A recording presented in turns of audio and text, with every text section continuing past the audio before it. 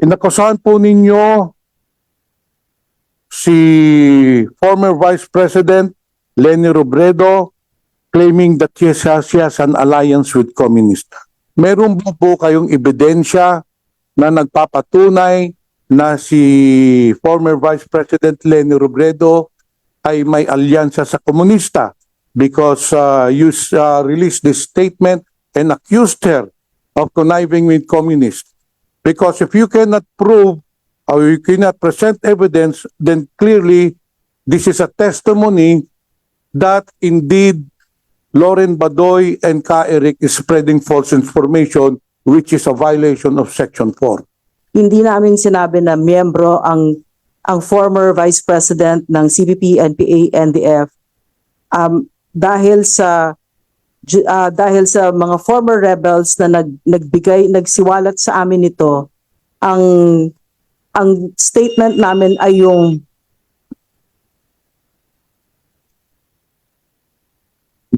Your Honor, there's a earthquake.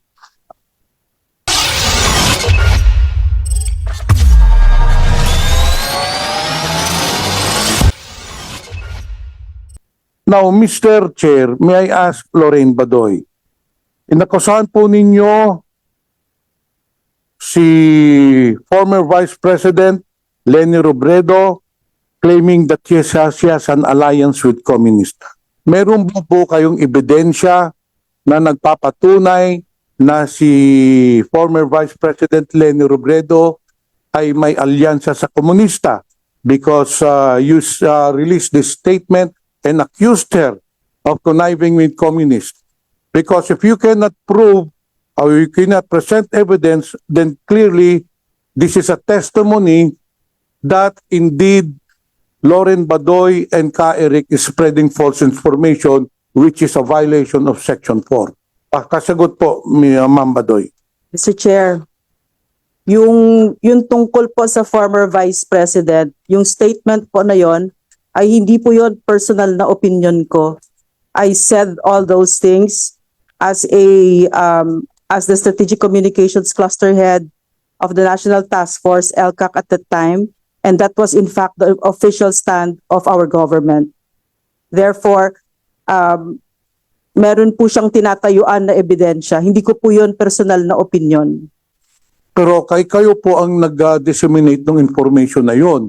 Apo. It could be the stand of the government, but kayo po ang nag-air ng akusasyon na yon na si Robredo ay may alyansa sa komunista. Hindi po ba? Yes, Mr. Chair, because that was part of my So job. in short po, ginamit po din yung plataforma ng SMNI to spread false information. Hindi po ba? Mr. Chair, Because according to you, hindi galing sa inyo eh. So did you verify the report? Mr. Chair, that came from the National Task Force, LCAC, and that was our official stand. And the LCAC is made of all these agencies in government. And kaya ko sinabi po yon, Mr. Chair, it was as my mandate bilang trabaho ko po na spokesperson na National Task Force, LCAC, na bago naglalabas ng ganyang statement, meron pong vetting process. Okay, ma'am, meron po ba kayong dokumento to support this position of the National Task Force? I can, Mr. Chair, I can produce it. Okay, Because can you please submit that by tomorrow to the committee? Yes, Mr. And Chair. we would like to see the basis. This National Task Force, this was created by whom?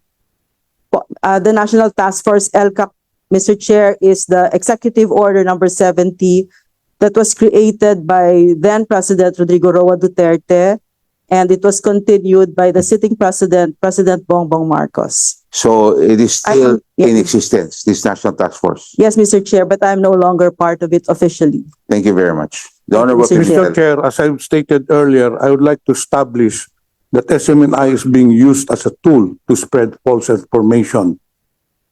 Ngayon, dito po tayo. SMNI aired an interview in its news channel wherein Ms. Badoy claimed that Ana Patricia Noon, who put up the Maguinhawa Communist Party, had also links to the communist movement. Totoo po ba ito, Mr. Badoy, Ma'am Badoy? Mr. Chair, again, that was in official stand po ulit yon ng National Task Force, LCAC. Hindi ko po yon personal na opinion. And I can, again, Mr. Chair, submit documents and proof regarding this. Yes, as stated by the chair, pakisubmit din po dito kung totoo po ba talaga na yun ang stand ng government because kayo po ang spokesperson at that time. Yes, Mr. Chair. CCP-NPA also violated numerous provisions of 2007 Broadcaster Code of the Philippines, specifically as regards to the credibility of news sources and reports.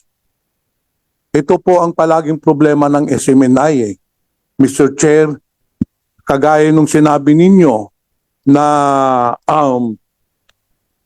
that the speaker spent 1.8 billion pesos in traveling expenses, pero during the last hearing, nung tinanong ko po si Ka Eric, eventually he admitted na mali pala ang source niya because we presented their documents and testimonies from the Secretary General and the head of the Finance Department, Bobby Maling, proving otherwise na walang katotohanan yung 1.8 billion pesos.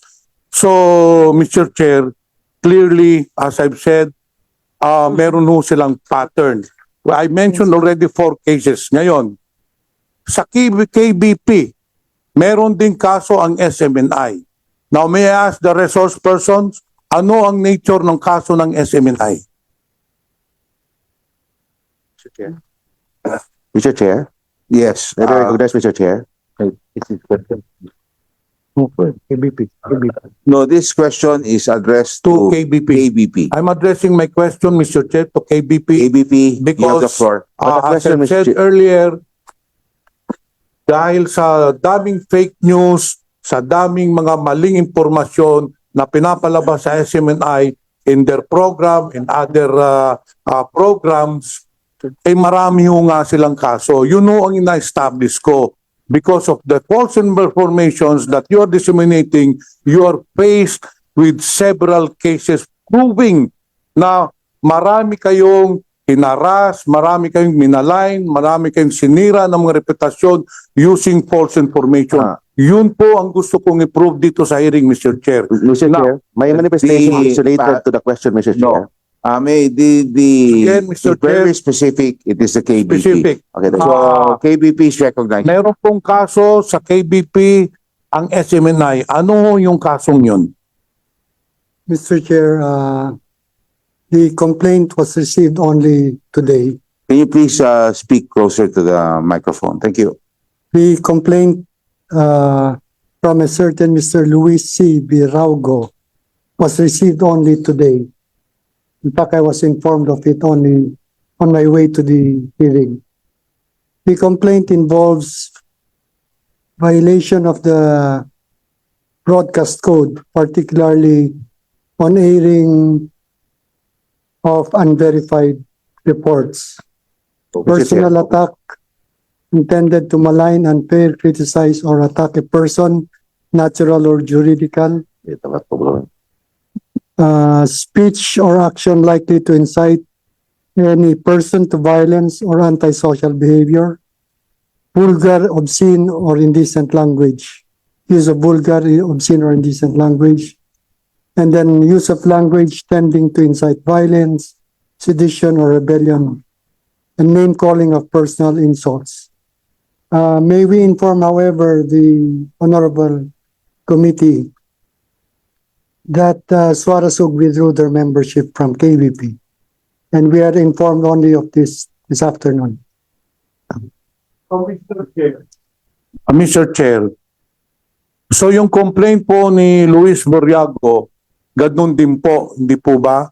Maling mga impormasyon and maligning the complainant. And yung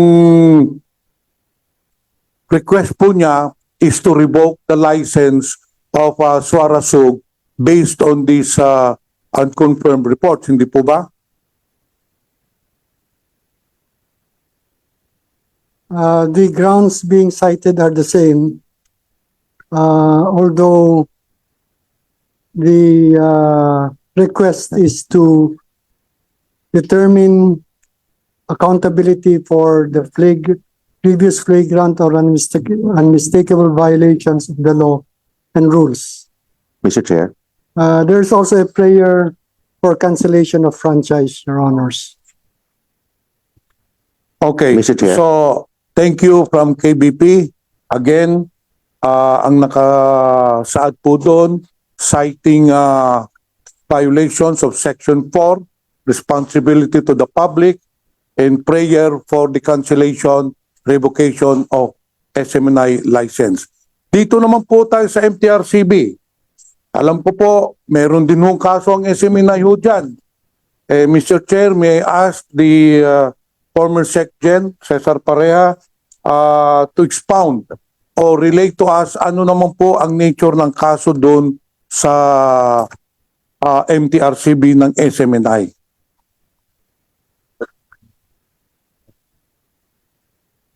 Mr. Chair, if I may. Yes.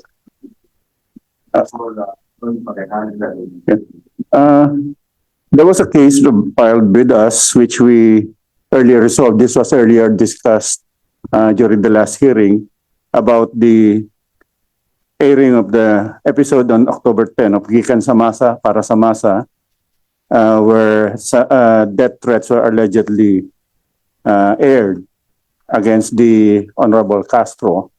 And this has been resolved. We have called the parties into hearing, and they promised to not to repeat the same, and in fact, even admitted that they will be. They have decided to pre-record succeeding episodes so that they can avoid having this matter on air, and this was resolved on November 9. And we have a resolution that we furnish this committee. Now, we were informed last time that despite this decision, the entity again broadcast another episode with the same content. So they violated what we have agreed upon, and we have called them to appear before the MTRCB. We gave a notice to them to appear on December 7, this Thursday, to look into this matter. So to clarify, Mr. Chair, ibig nyo hong sabihin, SecGen Attorney Pareha, na may resolution na yung complaint. Anong resolution ninyo? They were reprimanded? They were warned? Anong resolution nakalagay doon? Yeah. They were given a warning that repeat of the similar infraction will be dealt with more severely. Nakikita po natin, Mr. Chair, pinagsabihan na ho ang SMNI na huwag gamitin yung pinagsabihan ng Suarasug or SMNI, na huwag nang gamitin yung TV network nila sa pagmamalay, pangharas ng mga tao. And in fact, galing sa testimonya ni Attorney Pareha, pinagbawalan ni sila. But in spite of that, ginawa pa rin nila. So that means, Mr. Chair, very clear na po yun na-establish natin na talagang they are in violation of Section 4. Hindi na ho Kongreso ang nagsasabi sa kanila na tigilan nila yung pag-atake. MTRCB na po. So that is a different ikangang entity from Congress. So ibig sabihin talagang palagi silang may mga kalokohan na ginagawa against individuals and entities. So, I hope, Attorney Pareha, that you will, as you have said, hindi naman sinunod yung warning ninyo, so they will be dealt with severely. And I hope that you will give them sanctions para naman mabigyan sila ng ikangang lesson na they should follow what is stated Section 4, responsibility to the public, interest of the public. So, establish na po natin, 5 na ho yung kaso, pang-6 na ho yung sa MTRCB. May isang pa bang isa?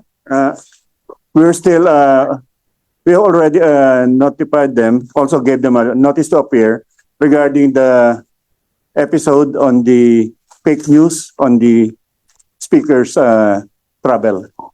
And also on the same day, they will be hearing this on Thursday also.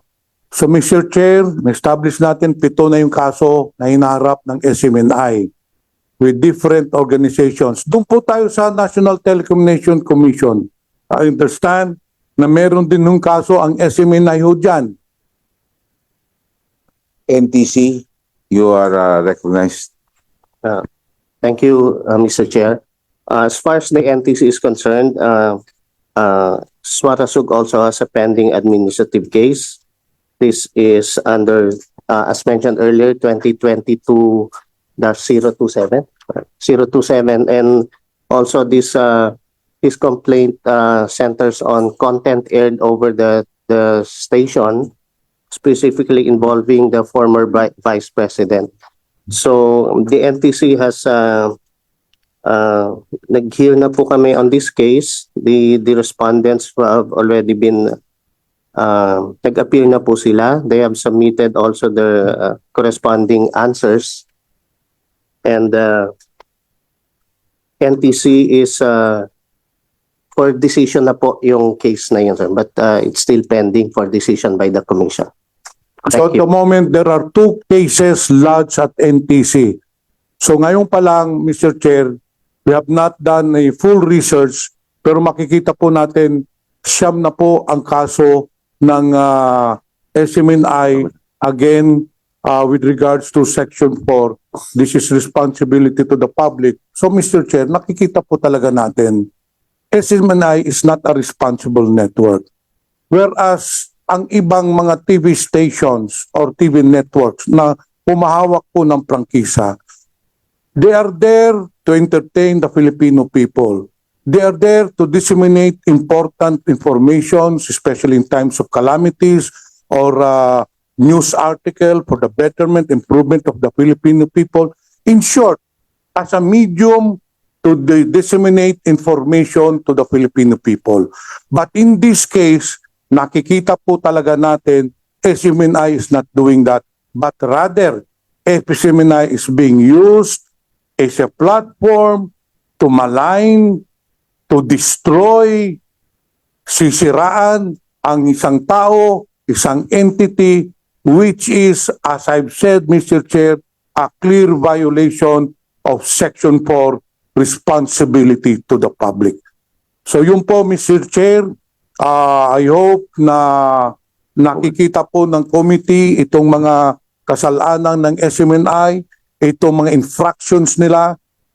It is within our power to approve, to amend, or to revoke, or to repeal any franchise holder na nakikita natin who is not in compliance with the provisions in their franchise, in this case, Republic Act 11422. Thank you, Mr. Chair. Chair, Much, Vice Chair. for Dr. Badoy. It's a very short question. I was intrigued earlier when you mentioned that pagdating po dun sa tanong po ni kay Vice Chair Pimentel, nung nabanggit po niya yung kaso po pagdating kay former Vice President Leni, ang sabi niyo po ay ito po ang opisyal na posisyon ng gobyerno. Yung tungkol sa links ni ni VP Leni sa CCP-NPA. Tama po? Yes, Mr. Chair. Maaari po bang malaman kung nagkaroon po ba ng action ang gobyerno patungkol dito? Kasi kung siya po ay, kasi mabigat po, no? If it's an official position and it's mabigat po, di ba? Mabigat na paratang po yun. Ano po naging aksyon ng gobyerno? Were there cases filed? Nagkaroon po ba ng impeachment case? Nagkaroon po ba ng culpable violation of the Constitution, betrayal of trust? Ano po ang ginawang aksyon ng national government dito po sa opisyal na findings with respect to the links of the Vice President, Mr. Ring. of the former Vice President? Mr. Chair, could I clarify first kung ano yung sinabi namin, yung statement namin? Ang towards the election yon, Mr. Chair. So, hindi namin sinabi na miyembro ang former Vice President ng CCP-NPA, NDF dahil sa dahil sa mga former rebels na nagsiwalat sa amin ito, ang statement namin ay yung